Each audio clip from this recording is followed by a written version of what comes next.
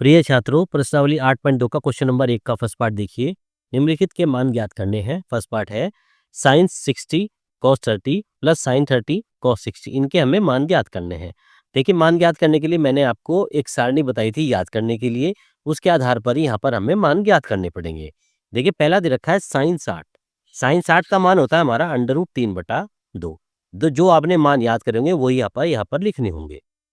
sin 60 का मान होता है √3/2 इंटू कॉस 30 का मान भी होता है √3/2 प्लस साइन 30 होता है हमारा 1/2 और कॉस 60 का मान भी होता है हमारा 1/2।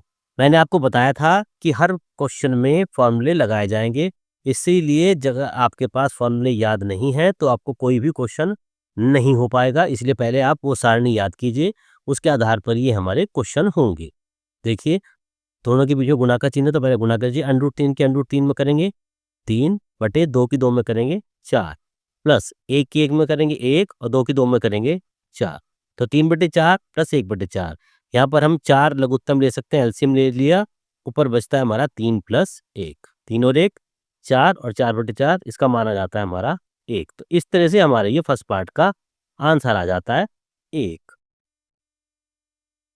दूसरा पार्ट देखिए, दूसरे पार्ट में कहा गया है 2 tan² 45 plus cos² 30 minus sin² 60। इस तरह से हमें दूसरे का मान ज्ञात करना है। इनमें भी हमें पहले में मान रखना पड़ेगा, उसके बाद हमारा आंसर आ जाता है। चलिए इसका मान रखते हैं। सबसे पहले 2 दे रखा है तो यह लिखेंगे 2 इंटू tan² 45। tan 45 का मान होता है हमारा 1, तो यानी कि 1 का स्क्वायर, वर्ग है तो स्क्वायर लगा दीजिए, प्लस cos² 30 यानी cos 30 का मान जो होता है वो होता है हमारा √3/2। स्क्वायर है तो यानी कि इसका वर्ग, minus sin² 60 degree. sin 60 degree का मान होता है √3/2। इसका वर्ग है तो इसका भी हम स्क्वायर लगा देते हैं। देखिए, 2 इंटू 1 का वर्ग 1 प्लस √3/2, √3 का वर्ग 3 और 2 का वर्ग 4, तो ये जाता है 3/4 माइनस √3/2, √3 का वर्ग 3 और 2 का वर्ग 4।